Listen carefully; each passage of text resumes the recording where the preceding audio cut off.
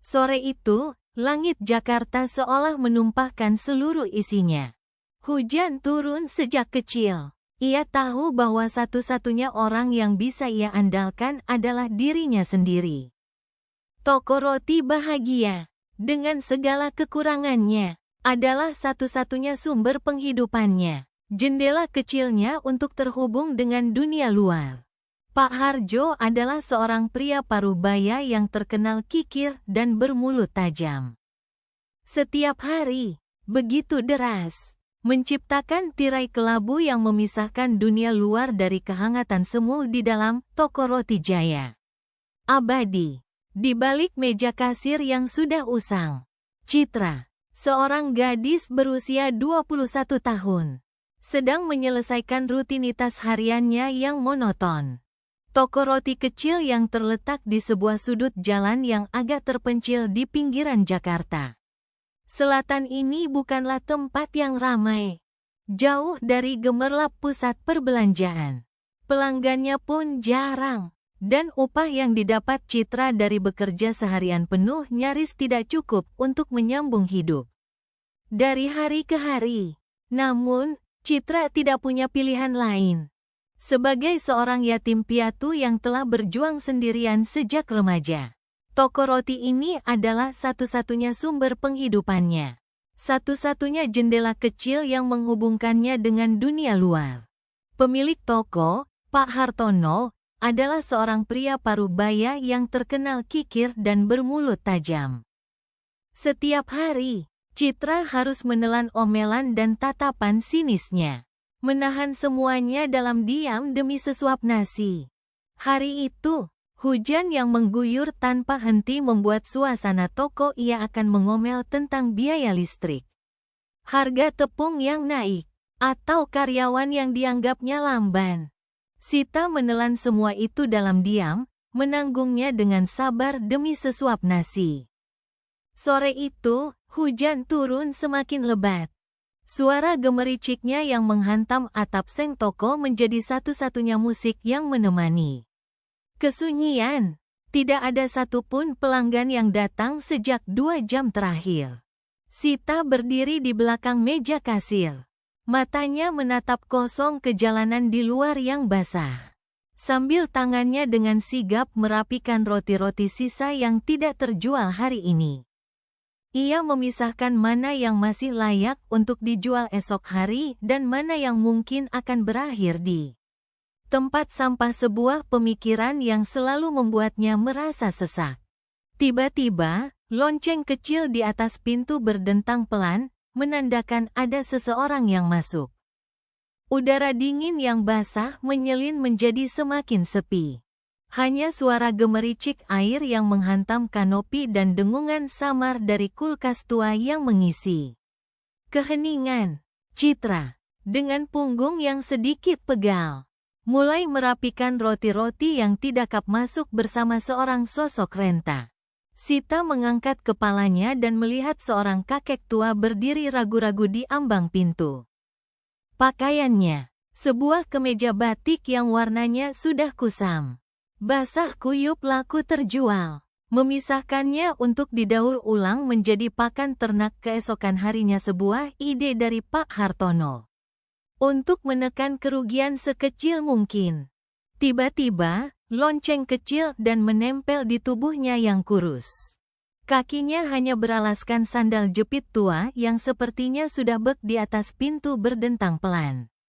Menandakan ada seseorang yang masuk. Udara dingin yang basah menyelinali kali putus dan disambung lagi. Di tangannya, ia menggenggam sebuah kantong kresek kecilap masuk bersama seorang kakek tua. Citra mengangkat kepalanya. Di ambang pintu, berdiri seorang lelaki renta yang tampak lusuh. Sita secara naluriah mengamati tatapan mata sang kakek.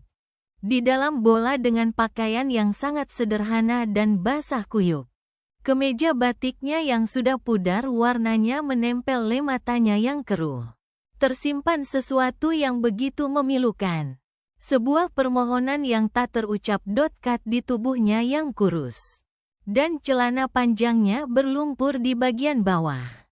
Di tangannya yang sang kakek berdiri terpaku selama beberapa saat, seolah mengumpulkan keberanian. Sebelum akhirnya melangkahkan kakinya Pearl keriput, ia menggenggam sebuah kantong plastik kresek kecil yang tampak kosong. Secara naluriahan ke dalam. Dengan senyum lembut, Sita mendekat. "Selamat sore, Kek. Ada yang bisa saya bantu?" tanyanya dengan suara yang ramah. Sang kakek tampak terkejut sejenak, lalu dengan citra mengamati sorot mata sang kakek. Di dalam bola matanya yang sedikit keruh, suara yang terbata-bata dan nyaris tak terdengar.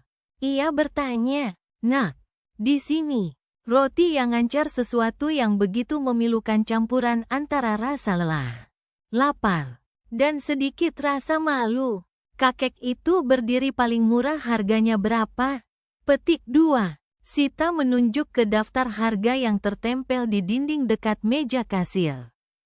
Ragu-ragu di dekat pintu selama beberapa saat. Seolah menimbang-nimbang apakah ia pantas untuk yang ini. Roti isi krim keju. Harganya Rp5.000. "Kek, kalau yang di sebelah sana," roti melangkah lebih jauh. Akhirnya, dengan langkah yang pelan dan sedikit gemetar, ia masuk ke dalam. "Cheat isi kacang hijau, harganya Rp3.000. Kakek itu mengangguk pelan. Dengan tangan Ras segera menghampirinya dengan senyum yang tulus. "Selamat sore, Kek.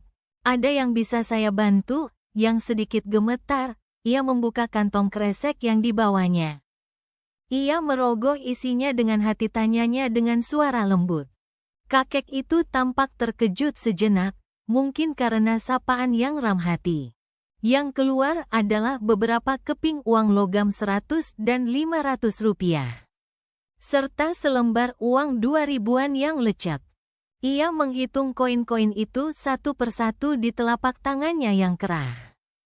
Ia tidak langsung menjawab, lidahnya keluh. Lalu, dengan suara yang terbata-bata, ia bertanya iput. Setelah selesai, ia menatap Sita dengan pandangan penuh harap. "Nak, boleh saya beli roti yang, Nak? Roti yang paling murah. Harganya berapa?" Petik 2. Citra menunjuk ke sebuah rak di dekat meja 3.000-an. "Dengan uang ini?" Petik 2. Sita melihat uang receh di tangan kakek itu, dan hatinya terasa direkasil. "Roti isi krim ini harganya Rp7.500, Kek. Kalau yang di sebelah sana, roti emas. Totalnya mungkin tidak sampai Rp3.000. Tanpa banyak bicara, ia mengambil sepotong roti isi kacang merah. Harganya Rp5.000. Sang kakek mengangguk pelan. Dengan tangan yang hijau yang masih hangat, memasukkannya ke dalam kantong kertas dengan rapi, dan menyerahkannya kepada sang kakek yang sedikit gemetar. Ia membuka kantong kresek di tangannya dan mulai merogoh isinya. Yang keluar hanyalah beberapa. Namun, tepat pada saat itu, sebuah suara serak dan ketus terdengar dari belakang. "Sita, kamu keping uang logam 1000-an dan selembar uang 2000-an yang sudah lecek dan basah. Ia kasih apa ke orang tua itu?" Petik 2. Sita tersentak kaget. Pak Harjo, si pemilik toko, muncul menghitung kepingan logam itu satu persatu di telapak tangannya yang keriput. Wajahnya menunjukkan kekecewaan saat menyadari jumlahnya. Ia menatap Citra dengan tatapan memohon. "Nak, uangkah?" dari ruang belakang sambil membawa setumpuk nota. Matanya yang sipit menatap tajam ke arah Sita dan kakek-kakek. "Hanya ada 4.000. Apa boleh kakek beli roti kacang merahnya seharga 4.000 tua itu secara bergantian?" Dengan gugup, Sita menjawab, "Ini, Pak. Kakek ini mau beli roti isi kacang hijau." Pak Harjo mendengus sinis sambil melirik sang kakek dari saja. Petik 2. Hati Citra terasa sesak melihat pemandangan itu. Tanpa berpikir panjang, ia mengambil sep ujung kepala hingga ujung kaki dengan pandangan merendahkan. Hah, buat apa meladeni pengemis seperti itu? Ungkus roti kacang merah yang masih hangat. Memasukkannya ke dalam kantong kertas. Dan menyerahkannya kepada sang kakek. Tidak apa-apa, kek. Ini, ambil saja, katanya sambil tersenyum. Namun, tepat suruh dia pergi saja. Bikin toko ini kelihatan kumuh. Petik 2. Sita merasa panik. Tetapi ia men pada saat itu. Suara berat Pak Hartono menggelegar dari ruang belakang. Citra, kamu lagi kasih apa atap kakek tua itu dengan iba? Tidak apa-apa, Pak. Pelanggan ini membayar, kok, ucap ke pengemis itu. Petik 2. Citra tersentak kaget dan berbalik. Pak Hartono berjalan mendekat dengan wajahnya pelan, mencoba membela. Pak Harjo berjalan mendekat dan dengan kasar menyambar uang receh dari tangan sang masam. Tangannya memegang buku catatan keuangan. Dia mau beli roti kacang merah, Pak, jawab Citra kakek. Koin-koin itu, sebagian besar sudah berkarat dan kotor, berjatuhan di atas guguk. Pak Hartono melirik sinis ke arah kakek tua itu dari ujung kepala hingga ujung kaki, meja kasir. Ia menatap uang itu dengan jijik. Jangan mengganggu orang jualan dengan uang begini. Lalu mendengus. Halah, buat apa meladeni gelandangan seperti itu? Cuma bikini sana, bentaknya kepada sang kakek. Kakek itu hanya bisa menundukkan kepalanya dalam toko ini kelihatan kumuh. Suruh dia pergi sana. Petik 2. Citra merasa panik, tetapi ia tidak tega dalam, tak mampu berkata apa-apa. Bahunya yang rapuh tampak bergetar.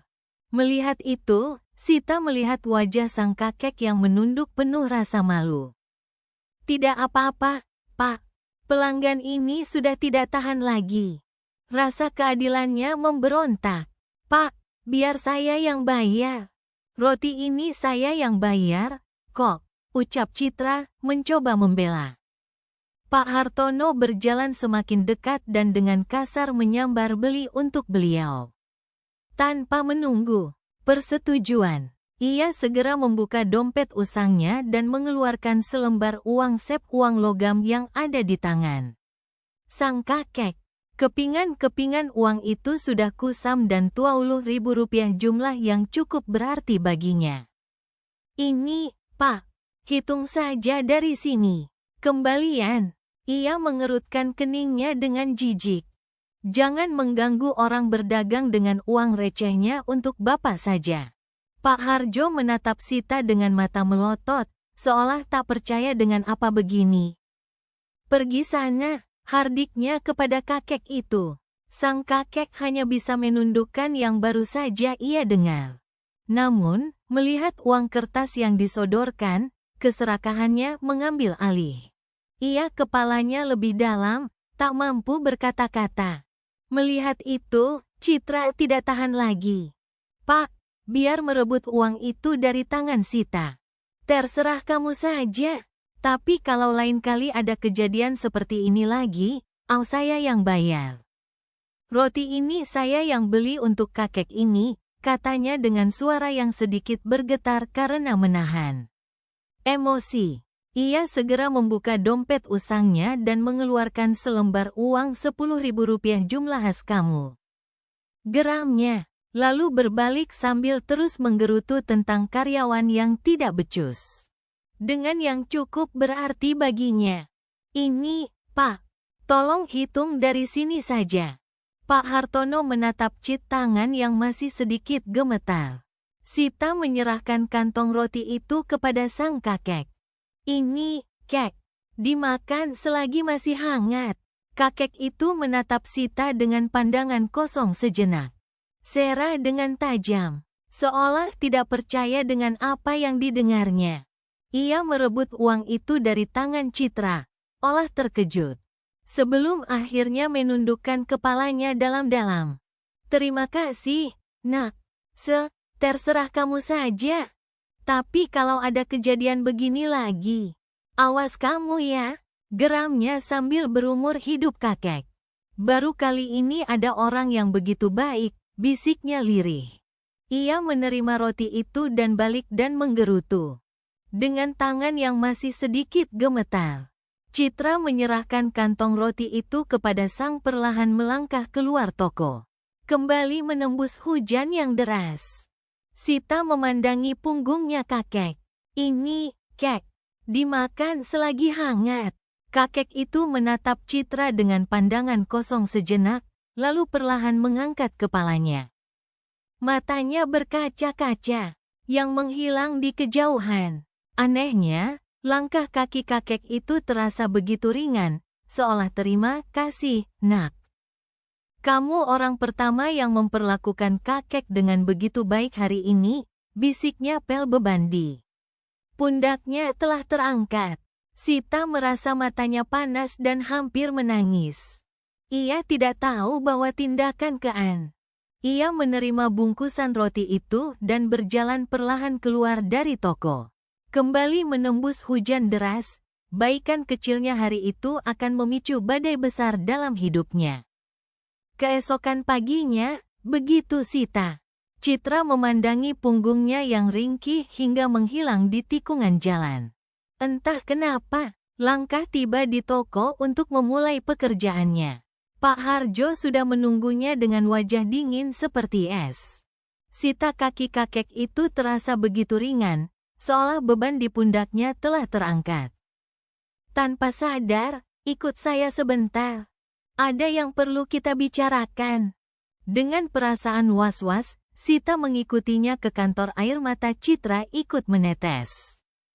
Namun, ia sama sekali tidak menyadari bahwa kebaikan kecil yang ia lakukan hari itu akan sempit di bagian belakang toko. Begitu mereka masuk, Pak Harjo membanting pintu hingga tertutup dan langsung menatapnya memicu badai besar dalam hidupnya.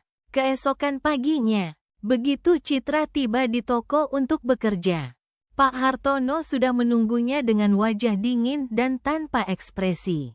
Citra, ikut saya dengan tajam. Kamu sadar tidak apa yang kamu lakukan kemarin? Kamu tahu tidak berapa besar kerugian yang bisa sebentar.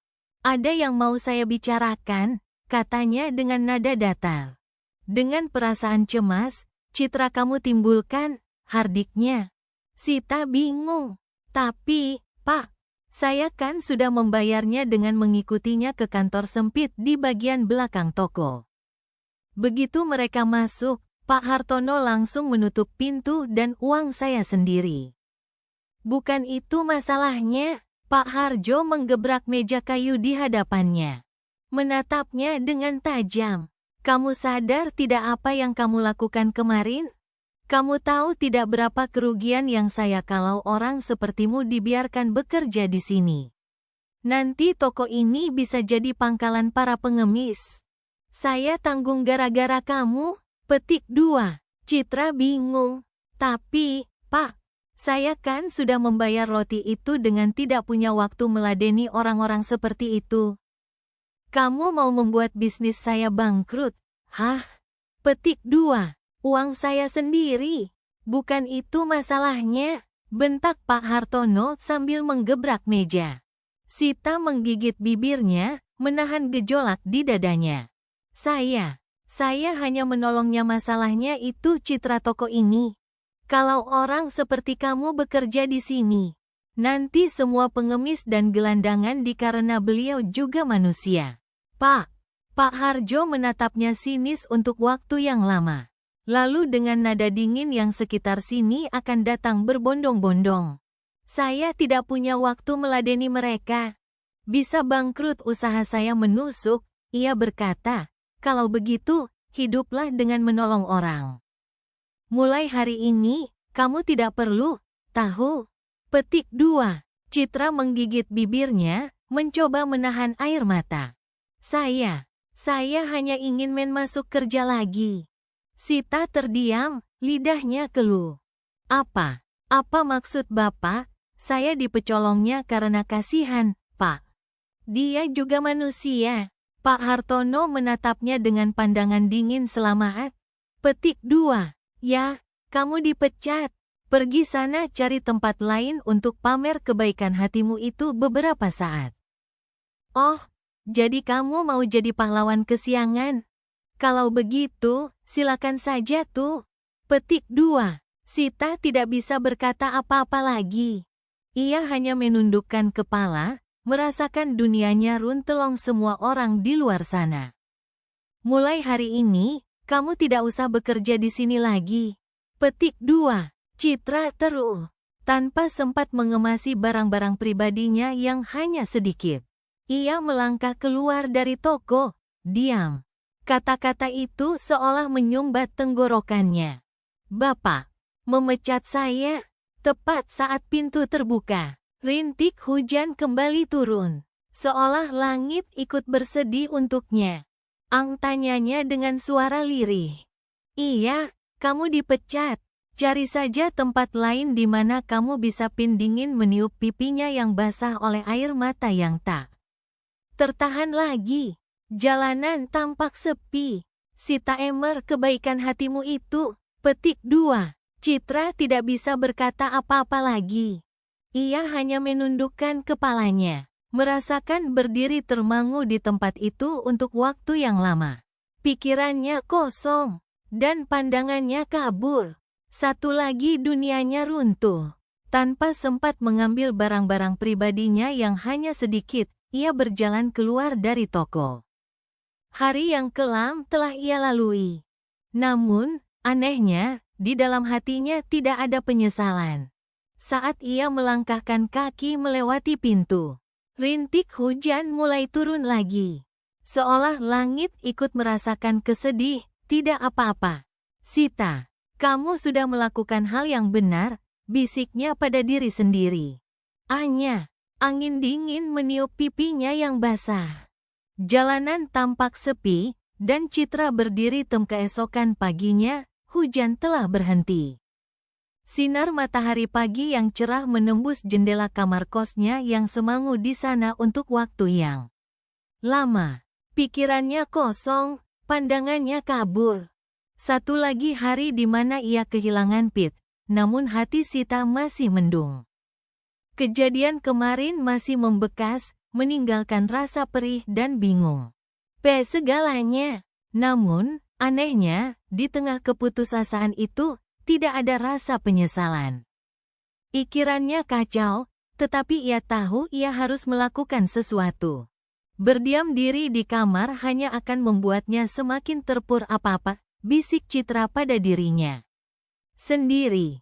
Aku sudah melakukan hal yang benar. Keesokan tanpa tujuan yang jelas, ia mulai berjalan menyusuri jalanan Jakarta. Tak ada tempat yang diharinya, hujan telah reda. Sinar matahari pagi menembus jendela kamar kosnya yang sempit. Menerangi part 7. Tak ada pekerjaan yang harus dilakukan. Ia duduk di sebuah bangku di taman kota yang ramai. Memandangi langkah partikel debu yang berterbangan di udara. Hati Citra masih terasa berat karena kejadian kemarin. Pikirannya kalut, tetapi ia tahu ia harus melakukan sesuatu. Tanpa tujuan yang jelas, ia memutuskan untuk berjalan langkah orang yang lalu lalang. Ada yang bergegas berangkat kerja. Ada pasangan muda yang mendorong kereta bayi jalan. Sekadar untuk menjernihkan pikiran. Tidak ada tempat yang harus dituju. Tidak ada pekerjaan yang harus dilakukan. Tetapi ada anak-anak sekolah yang tertawa riang. Di tengah keramaian itu, Sita merasa seperti sebat diam diri di kamar kos hanya akan membuatnya semakin terpuruk. Ia duduk di sebuah bangku di taman kota yang angkara, terasing dari dunia. Pikirannya melayang kembali ke toko roti bahagia. Mungkin tidak jauh dari tempat tinggalnya, memandangi langkah-langkah orang yang lalu lalang. Ada yang bersaat ini, Pak Harjo sedang memarahi karyawan baru. Mungkin para pelanggan tetap datang dan membeli roti seolah tidak ada yang gegas berangkat kerja. Ada sepasang suami istri yang berjalan santai sambil menggandeng tangan anak mereka terjadi. Ia menghela napas panjang dan menggelengkan kepala, mencoba mengusir bayangan toko itu. Iya, di antara mereka semua, Citra merasa seperti orang asing. Seolah-olah ia satu-satunya orang yang berjanji pada dirinya sendiri untuk tidak lagi meratapi masa lalu. Tetapi sudut hatinya masih terasa berat. Dampar sendirian di dunia ini. Tiba-tiba, bayangan toko roti itu melintas di benaknya tepat pada saat itu, ponselnya bergetar. Sebuah nomor tidak dikenal muncul di layar. Sita ragu mungkin saat ini, Pak Hartono sedang mengomeli pegawai baru. Mungkin para pelanggan tetap datang dan membeli roti sejenak. Khawatir itu adalah penagih utang sewa kamar kos. Namun akhirnya ia mengangkatnya. Halo, olah tidak ada yang terjadi. Ia menghela napas panjang dan menggelengkan kepala, mencoba menghapus bayangan itu. Iya, selamat pagi. Selamat pagi. Apakah saya berbicara dengan saudari Sita? Sebuah suara pria yang tenang dan profesional terdengar dari berjanji pada dirinya sendiri untuk tidak lagi meratapi tempat itu. Tetapi sudut hatinya masih terasa sakit. Tepat seberang. Iya, benar. Ini siapa? Ya, petik 2. Kami dari Yayasan Pelita. Pada saat itu, ponselnya bergetar. Sebuah nomor tidak dikenal muncul di layar. Dengan ragu, Citra menjawab, Bangsa. Kami ingin bertemu dengan Anda sebentar. Apakah Anda punya waktu hari ini? Petik 2. Sita terkejut dan panggilan itu. Halo, petik 2. Sebuah suara pria yang tenang dan profesional terdengar di seberang. Selamat bingung. Yayasan Pelita Bangsa? Ada urusan apa? Ya. Petik 2. Pria itu menjawab singkat, Pagi. Apakah saya berbicara dengan Mbak Citra? Petik 2. Iya, benar. Ini siapa? Ya. Petik 2. Kami, detailnya akan lebih baik jika kami jelaskan saat bertemu langsung. Bagaimana jika sore ini di sebuah kafe? Petik 2. Dari Yayasan Lentera Bangsa. Kami ingin bertemu dengan Mbak untuk membicarakan sesuatu. Apakah Mbak ada meskipun ragu dan curiga? Ada sesuatu dalam nada bicara pria itu yang membuatnya merasa tertarik. Ia pun menyetujui waktu. Petik 2. Citra mengerutkan kening. Yayasan Lentera Bangsa? Maaf, ada waktu dan tempat yang diusulkan. Sore harinya, Sita tiba di kafe yang telah ditentukan. Kausan apa? Ya, petik 2. Pria itu menjawab singkat. Detailnya akan lebih baik jika kita bicarakan saat V itu terletak di sebuah gedung perkantoran mewah di pusat kota. Tempat yang belum pernah ia masuki seumur hidupnya. Bertemu langsung. Apakah Mbak bersedia bertemu sore ini? Petik 2. Meskipun merasa curiga, ada sesuatu dalam nada begitu membuka pintu kaca yang berat. Matanya langsung tertuju pada seorang pria yang duduk di sudut ruangan. Ia mengenakan set bicara pria itu yang membuatnya penasaran. Akhirnya, ia menyetujui waktu dan tempat yang disarankan.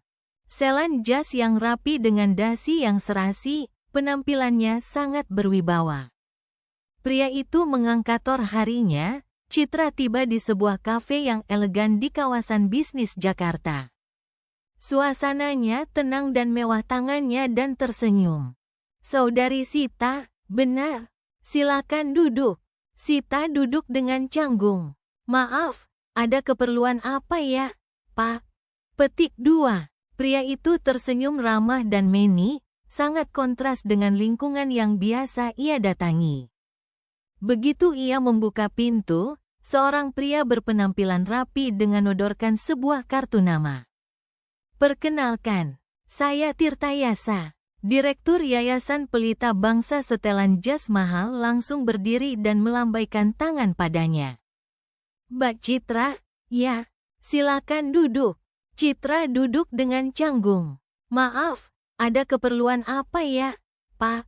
Petik 2. Pria itu tersenyum. Sita membaca tulisan di kartu nama itu dengan jantung berdebar. Alasan kami mencari Anda adalah karena kejadian ramah dan menyodorkan sebuah kartu nama. Di sana tertulis, Suryo Pranoto, Direktur 2 hari yang lalu. Sita terperangah. 2 hari yang lalu? Petik 2. Benar. Operasional, Yayasan Lentera Bangsa. Yayasan kami menghubungi Mbak Citra karena sebuah insiden yang terjadi 2 kejadian di toko roti.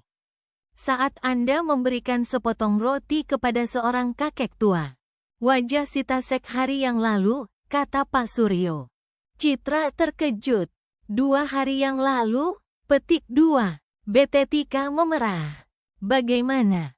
Bagaimana Bapak bisa tahu? Petik 2. Pak Tirtayasa menyesap kopinya dengan tenang. Insiden di toko roti, saat Mbak memberikan sebungkus roti kepada seorang kakek tua. Karena kakek tua itu adalah Bapak Baskoro Wijoyo, ketua dan pendiri yayasan kami. Ajah Citra seketika memerah. Bagaimana? Bagaimana Bapak bisa tahu? Petik 2. Pak Suryo menyesap kopi. Sita menatapnya dengan ekspresi tidak percaya. Mulutnya sedikit terbuka.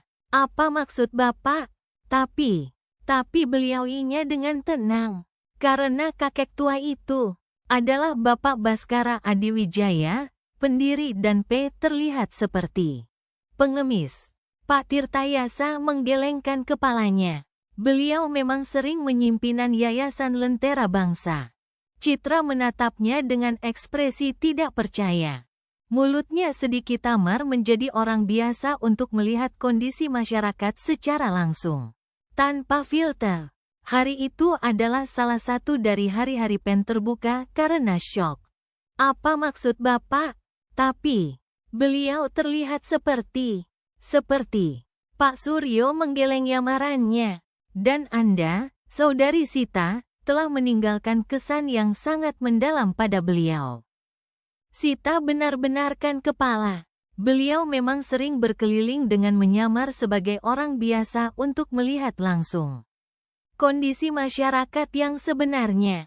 Hari kehabisan kata-kata. Pikirannya menjadi putih. Jadi, lalu, tanyanya dengan suara itu adalah salah satu dari hari-hari penyamarannya. Dan apa yang Mbak Citra lakukan? Telah meninggalkan kesan yang sangat getar. Pria itu tersenyum lebih lebar. Bapak Baskoro ingin menyampaikan rasa terima kasihnya mendalam pada beliau. Citra benar-benar kehilangan kata-kata. Pikirannya menjadi putih. Secara pribadi. Dan beliau juga ingin menawarkan sesuatu kepada Anda. Tawaran. Apa? Petik 2. Beliau bertanya Petik 2. Bapak Baskara ingin menyampaikan rasa terima kasihnya secara pribadi kepada Mbak.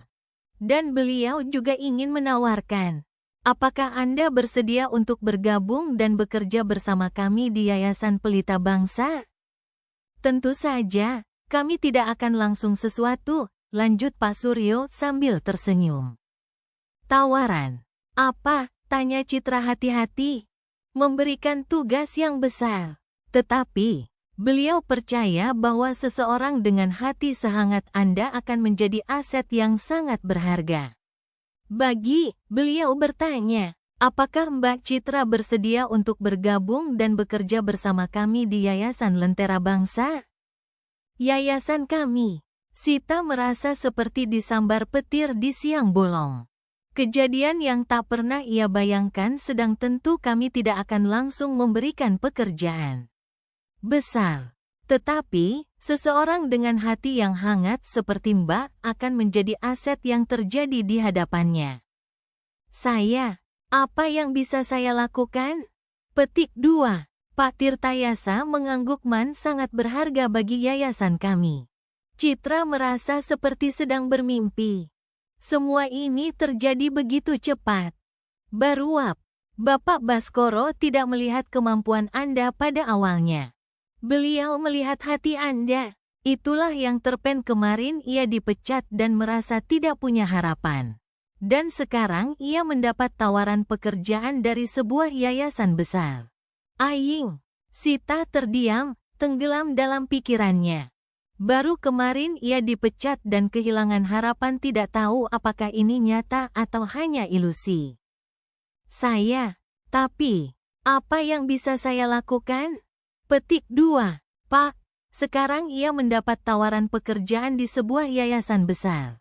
Rasanya seperti mimpi. Namun, ia sadar kesempatan. Suryo mengangguk. Bapak Baskara tidak melihat kemampuan Anda pada awalnya. Beliau melihat hati Anda. Seperti ini mungkin tidak akan datang dua kali. Dengan hati-hati, ia mengangguk. Saya akanulah yang terpenting. Setelah berpikir sejenak, di tengah kebingungannya, Citra tahu bahwa kesempatan mencobanya. Tapi saya tidak yakin bisa melakukannya dengan baik.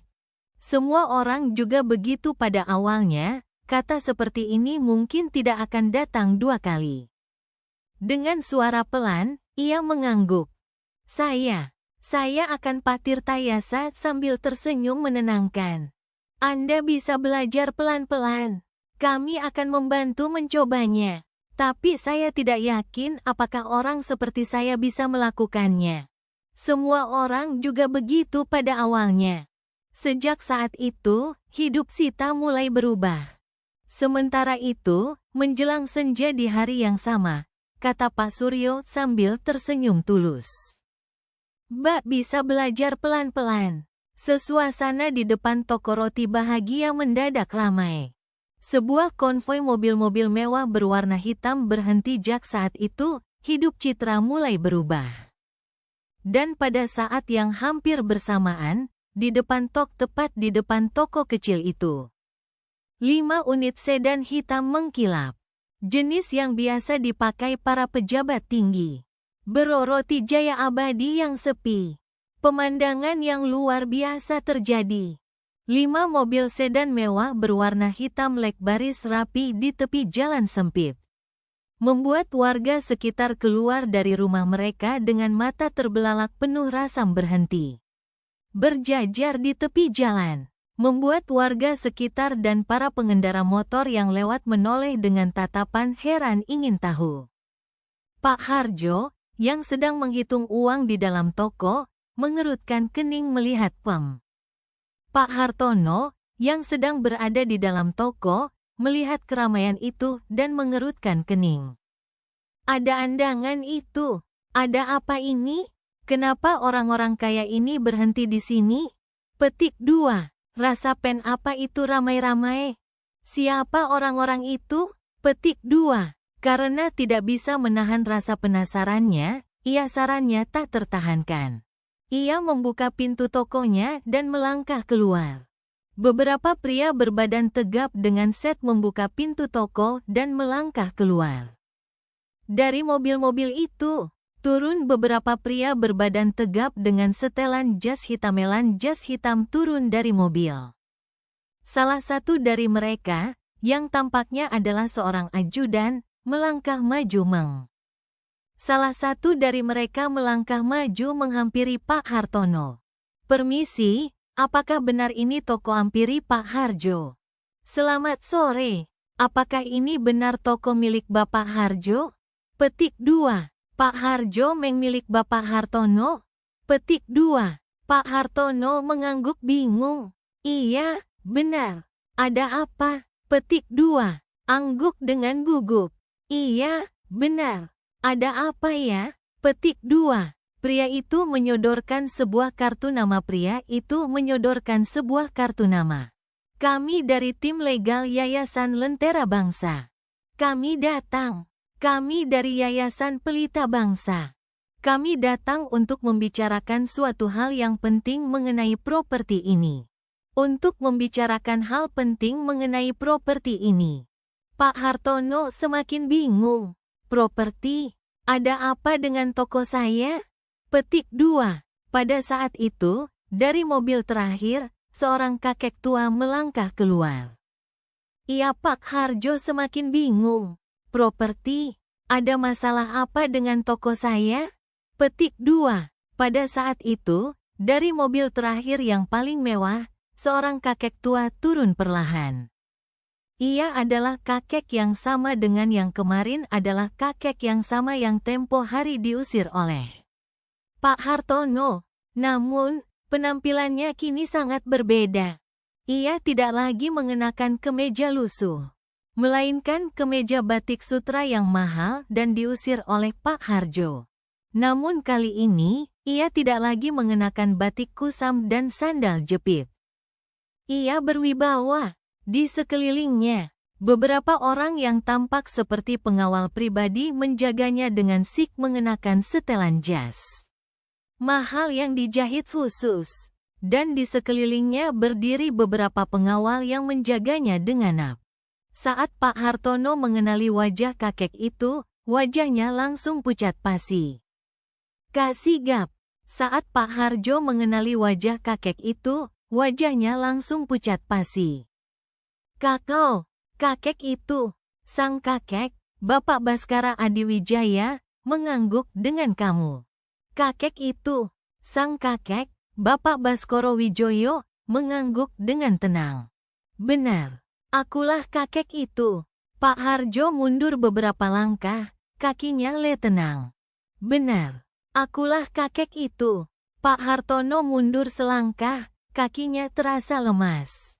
Bapak Baskara melangkah mendekat. Tatapan matanya tajam dan penuh wibawa. Sangat berbeda dari Tatmas. Tatapan mata Bapak Baskoro benar-benar berbeda dari kemarin. Tidak ada lagi jejak kepiluan, Apan memelas 2 hari yang lalu. Ia bukan lagi seorang kakek renta yang menyedihkan. Anda yang ada hanyalah aura kekuasaan yang dingin dan tak terbantahkan. Ia bukan lagi seorang kakek tua masih ingat bagaimana Anda memperlakukan saya 2 hari yang lalu. Bukan. Petik 2. Lidah Pak Hartono keluh, ia yang rapuh. Kau tentu masih ingat bagaimana kau memperlakukanku kemarin. Bukan. Kata Bapak Baskoro dengan tidak bisa menjawab. Toko ini, lanjut Bapak Baskara dengan suara dingin. Mulai hari ini bukan suara rendah namun menusuk. Lidah Pak Harjo keluh. Toko ini, lanjut Bapak Baskoro lagi milik Anda. Tidak mungkin. Apa maksud Anda? Teriak Pak Hartono, tidak percaya. B. Dan seluruh tanah di blok ini. Sekarang bukan lagi milikmu. Aku sudah membelinya pagi tadi. Pak Harapak Baskara memberi isyarat kepada salah satu asistennya. Sebuah map berisi dokumen hukum segera dibuka di hadapan Pak Hartonojo berteriak tidak percaya. Tidak mungkin. Apa maksud Anda? Petik 2. Bapak Baskoro memberi isyarat dengan. Di sana tertulis dengan jelas bahwa tanah dan bangunan toko tersebut telah dibeli oleh yayasan Lentera Bangsa dari pemilik tangannya kepada salah satu ajudannya. Seketika, sebuah map berisi dokumen-dokumen legal disodorkan ke aslinya. Saat itu juga, Pak Hartono menyadari bahwa ia telah berhadapan dengan orang yang salah. Dan keruntuhannya baru saja dimulai. Sementara itu, Citra, yang sama sekali belum mengetahui hal ini, sedang hadapan Pak Harjo. Di sanalah awal dari keruntuhannya. Dan Sita, yang saat itu masih berada berdiri di ambang pintu menuju babak baru dalam hidupnya. Sebuah babak yang tidak pernah ia bayangkan bahkan dalam mimpi kafe. Sama sekali tidak mengetahui bahwa gerbang menuju kehidupan barunya telah terbuka lebar. Sementara pintu masa lalunya telah tertutup terliarnya sekalipun. Beberapa bulan kemudian, bekerja di Yayasan Lentera Bangsa adalah rapat di belakangnya. Sita memulai babak baru dalam hidupnya di Yayasan Pelita Bangsa. Sebuah dunia baru bagi Citra. Awalnya, semua terasa asing dan menakutkan. Ia bukan lagi gadis pemanya terasa asing dan menakutkan pada awalnya. Tetapi hari demi hari, ia menumpuk pengalaman dan kepercayaan diri. Ialu yang hanya menunduk di toko roti. Setiap pagi, Ia mengenakan pakaian kerja yang rapi dan duduk di depan bukan lagi gadis pemalu yang hanya bekerja dalam diam di toko roti kecil. Setiap pagi, ia berangkat kerja dengan mengenakan pakaian kerja yang rapi ke sebuah gedung pencakar langit di jantung kawasan bisnis Jakarta. Di atas mejanya, teh komputer di sebuah kantor modern yang megah. Di mejanya, bertumpuk proposal dan surat permohonan bantuan dari berbagai penjuru negeri. Pada awalnya, ia sering merasa bingung dan tidak tahu harus berbuat apa. Namun, berumpukan proposal dan surat permohonan bantuan dari berbagai penjuru negeri menantinya. Awalnya, ia seringkali hanya bisa menatap berkas-berkas itu dengan bingung. Tidak tahu harus mulai dari mana. Namun, berkat bimbingan dari Pak Suryo dan rekan-rekan lainnya, serta dorongan semangat dari Bapak Baskara, ia perlahan-lahan mulai terbiasa. Bapak Baskara, kakek yang pernah ia tolong, kat bimbingan dari rekan-rekan kerjanya yang suportif dan dorongan. Semangat dari Bapak Baskoro, kini menjadi mentor dan sosok ayah baginya. Beliau sering memanggil Citra ke ruangannya hanya untuk sekadar berbagi. Ia perlahan-lahan menjadi terbiasa. Bapak Baskoro, kakek yang pernah ia tuh cerita dan nasihat. Citra, kata Bapak Baskara suatu hari, dunia ini memang seringkali long. Kini ia panggil dengan hormat, Ketua. Beliau secara khusus memberikan perhatian lebih kepada Sita. Terasa dingin dan kejam, tapi satu percikan kehangatan dari hati manusia bisa mengubah segalanya. Kamu sudah Sita, kata beliau suatu hari. Dunia ini memang terasa dingin, tetapi satu hati manusia yang hangat bisa mengubah segalanya. Optikannya. Kata-kata itu menjadi sumber kekuatan terbesar bagi Citra. Suatu hari, Bapak Baskara kamu sudah membuktikannya. Kata-kata itu menjadi sumber kekuatan terbesar bagi Sita. Suatu hari, anggilnya secara khusus ke ruangannya yang luas dengan jendela besar yang menghadap ke hutan beton Jakarta. Aku tahu kamu pasti bertanya. Ketua memanggilnya secara pribadi ke ruang kerjanya. Ruangan itu terasa lebih sunyi dari biasanya. Dari jendela kaca tanya, mengapa aku memberimu kesempatan sebesar ini, kata beliau. Citra mengangguk. Jujur, Pak raksasa di belakang meja kerjanya. Terhampar pemandangan gedung-gedung pencakar langit Jakarta. Sita, ada yang ingin saya bicarakan, kata Bapak Baskoro setelah Sita duduk di hadapannya. Sampai sekarang saya masih merasa ini semua seperti mimpi. Saya tidak merasa telah melakukan sesuatu yang luar biasa. Baik, Ketua.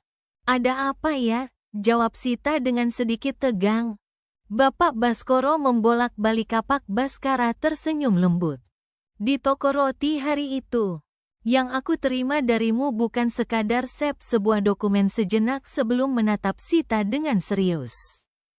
Kamu mungkin penasaran, kenapa saya memberikan begitu banyak kesempatan ke pungkus roti, Citra?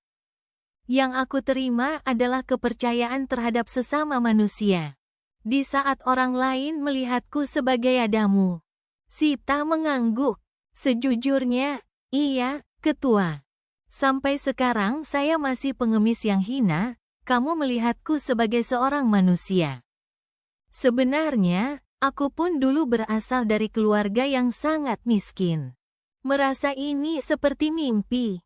Saya tidak merasa telah melakukan sesuatu yang luar biasa untuk pantas menerima semua ini. Ketua tersenyum. Ada seseorang yang menolongku tanpa pamrih. Dan karena itulah aku bisa menjadi seperti sekarang. Apa yang aku lakukan sekarang tipis. Hari itu di toko roti, yang saya terima darimu bukanlah sekadar sepotong roti, Sita. Itu adalah caraku untuk membayar utang budi itu. Dan aku sedang mencari orang sepertimu, seseorang yang bekerja kepercayaan pada kemanusiaan.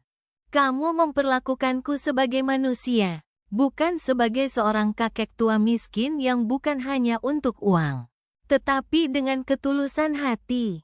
Hati Citra terasa hangat dan penuh. Ia tidak tak berharga. Sita menatap mata ketua dan melihat ketulusan yang mendalam di sana. Sep pernah menyangka bahwa tindakan kecilnya memiliki makna sedalam itu. Citra, aku ingin memberimu tanggung jawab yang lebih besar enarnya, lanjut ketua. Saat muda dulu, saya juga sangat miskin. Ada seseorang yang menolong saya tanpa, kata Bapak Baskara. Kami berencana membuka kantor cabang baru di sebuah daerah terpencil.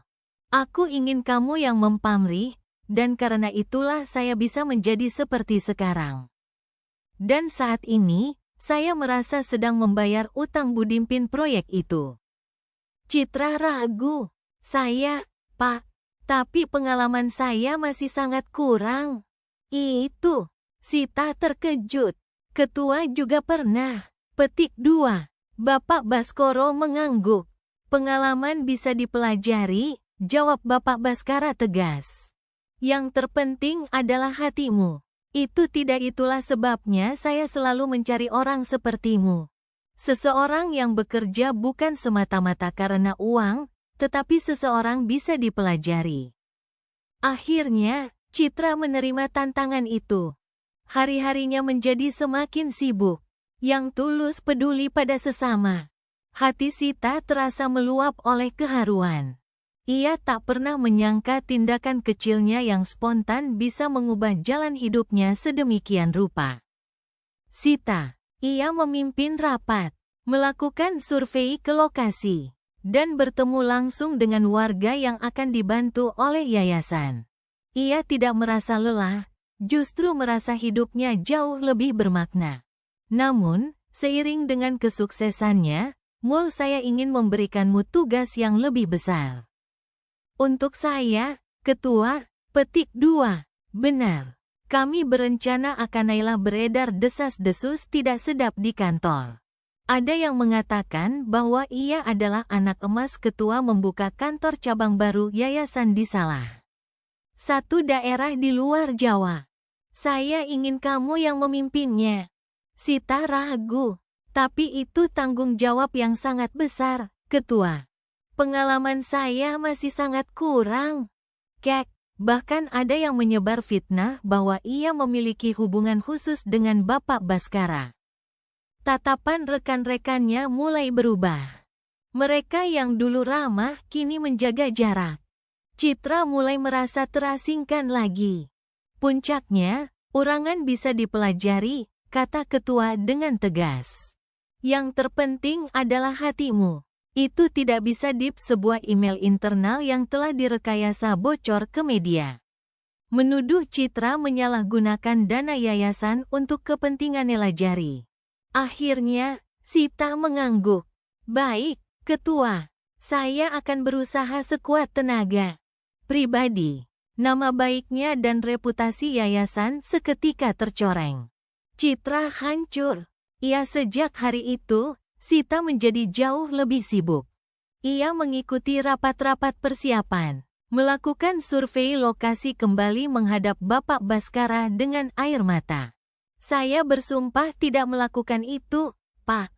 Tolong percaya pada saya, dan bertemu langsung dengan calon penerima bantuan. Harinya terasa begitu padat, namun ia tidak merasa lelah. Bapak Baskara menepuk pundaknya. Aku tahu, Citra. Aku percaya padamu. Kita akan baliknya, ia merasa hidupnya jauh lebih bermakna. Namun, di tengah kesibukannya, sebuah gosip tidak sedap mulai beredar di lingkungan kantor. Gosip yang mengatakan bahwa Sita adalah calon penerus ketua. Dan bahkan ada buktikan kebenarannya. Yayasan segera melakukan audit internal dan mengambil langkah hukum. Selama beberapa minggu, Citra harus menghadapi tatapan menghakimi dari publik dan cemoohan dari orang-orang yang mengenalnya. Namun, asdesus liar yang menyebutkan bahwa ia memiliki hubungan khusus dengan Bapak Baskoro. Awalnya Sita tidak ia tetap tegar. Ia teringat kata-kata Bapak Baskara, bahwa yang terpenting adalah tidak gouli. Tetapi gosip itu menyebar semakin luas. Pandangan rekan-rekannya mulai berubah. Sita perlahan merasa terasing dan tertekan. Akhirnya, ia memberanikan diri menemui ketua. Ketua, maaf Jah, dan selalu ingat alasan mengapa ia memulai semua ini. Beberapa minggu kemudian, kebenaran terungkap. Hasil audit membuktikan bahwa Citra tidak bersalah. Pelaku sebenarnya adalah salah satu manajer senior yang iri dengan posisi Citra. Setelahkan saya, sepertinya karena saya, suasana di kantor jadi tidak baik. Bapak Baskoro menatapnya dengan tenang. Selalu ada orang yang iri ketika melihat orang lain bersinar, Sita. Tapi ingat, kebenaran tidak akan pernah berubah. Mata Sita berkaca-kaca. Apakah saya masih pantas berada di sini? Ketua konferensi pers resmi yang membersihkan namanya. Publik berbalik mendukungnya. Citra kembali bekerja, namun kini ia telah menjadi pribadi yang berbeda. Ia jauh lebih kuat, lebih tegar, dan tidak lagi terpengaruh oleh perkataan orang lain. Petik 2. Tentu saja, jawab Bapak Baskoro dengan tegas. Kamu lebih dari pantas. Jangan biarkan suara ia telah melewati badai terbesarnya dan keluar sebagai pemenang. Waktu terus berjalan. Di bawah cap suara itu meruntuhkanmu. Sita mengangguk dan meneguhkan hatinya. Sejak hari itu, pimpinan Citra di proyek cabang. Yayasan berhasil membangun sekolah dan pusat kesehatan gratis bagi masyarakat di daerah terpencil tersebut. Ia bertekad untuk tidak lagi goyah oleh gosip. Namun, ia tidak tahu bahwa ujian yang lebih besar telah hanya mulai dikenal sebagai seorang filantropis muda yang berdedikasi. Suatu sore, Bapak Baskara kembali menantinya di depan. Meskipun Sita telah bertekad untuk tegar, tatapan Sin memanggilnya. Wajahnya tampak lebih tua, namun sorot matanya tetap bijaksana. Citra, akuis dan bisikan di belakang punggungnya terasa lebih tajam dari yang ia bayangkan. Rekan kerja yang dulu sudah menyelesaikan tugasku di dunia ini. Sudah saatnya aku pensiun, katanya. Dan aku ingin kamu yang ramah kini menghindarinya. Dalam rapat, gagasannya seringkali diabaikan begitu saja. Ia merasa sendirian di melanjutkan perjuangan ini. Aku ingin kamu yang menjadi ketua Yayasan Lentera Bangsa selanjutnya. Kali ini, Citra tengah keramaian. Suatu malam, ia menelepon ketua. Ketua, saya merasa sangat lelah. Rasanya berat sekali untuk bertahan. Ketua memintanya datang ke ruangannya. Ia mengajak Sita berdiri tidak lagi terkejut. Dadanya dipenuhi rasa haru dan tanggung jawab yang besar. Semua fragmen hidupnya di dekat jendela, memandangi kerlip lampu kota di bawah. Lihatlah kota itu, Sita. Gadis yatim piatu di toko roti. Momen dipecat. Tatapan iba sang kakek. Fitnah ke antara jutaan orang itu. Tidak banyak yang akan mengerti kebenaran. Yang terpenting adalah kamu sendiri tidak goji. Hingga dukungan tanpa syarat semuanya terasa saling terhubung. Menuntunnya ke titik ini. Yah, jangan pernah lupakan alasanmu memulai semua ini. Sita kembali menemukan kekuatannya. Keesokan harinya, ia bekerja lebih giat dari sebelumnya. Namun, badai datang lebih cepat dari dugaannya. Sebuah email internal, Saya bersedia, Pak, jawabnya dengan suara mantap. Bapak Baskara tersenyum bangga. Maka, mulai sekarang, kamulah lentera baru bagi bangsa ini. Bertahun-tahun kemudian yayasan bocor ke media. Isinya telah dimanipulasi sedemikian rupa sehingga seolah-olah Citra, sebagai ketua Yayasan Lentera Bangsa, telah mengubah kehidupan ribuan orang. Suatu malam, saat Mer menyalahgunakan kepercayaan ketua untuk menggelapkan dana yayasan. Berita itu menjadi santapan lezat bagi media massa apikan laci tua di ruang kerjanya. Ia menemukan sebuah amplop gaji lamanya dari toko roti Jaya. Nama baik Yayasan Pelita Bangsa berada di ujung tanduk. Sita kembali menghadap ketua dengan berlinang air mata. Abadi. Di baliknya, ada sebuah catatan kecil yang pernah ia tulis untuk menyemangati dirinya sendiri. Ketua, saya bersumpah tidak melakukan apa-apa. Tolong percaya pada saya. Aku tahu, Sita, hati yang baik pada akhirnya akan menemukan jalannya. Citra tersenyum. Kalimat itu benar adanya, aku percaya padamu, kata ketua sambil menepuk pundaknya. Kita akan buktikan kebenarannya. Bertahanlah sedikit lagi. Ketua segera mengambil langkah hukum. Audit internal besar-besaran pun dimulai. Sita. Dan itu adalah prinsip yang akan selalu ia pegang.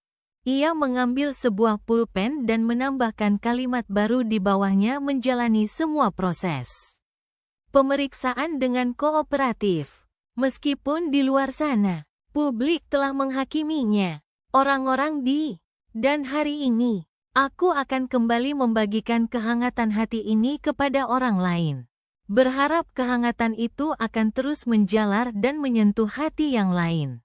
Tanpa pernah berhenti, perjalanannya masih panjang, jalanan mengenalinya dan menatapnya dengan pandangan menghina.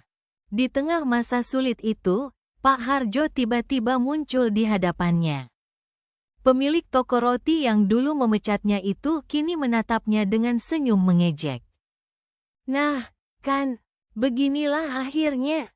Dulu sok baik hati, ternyata ujung-ujungnya serakah juga. Petik 2. Sita hanya diam. Cemoohan Pak Harjo tidak lagi melukai hatinya. Ia tahu persis siapa pria itu. Ia hanya menunduk dan berlalu pergi. Beberapa minggu kemudian, hasil audit dan langkahnya tidak akan pernah berhenti, umumkan.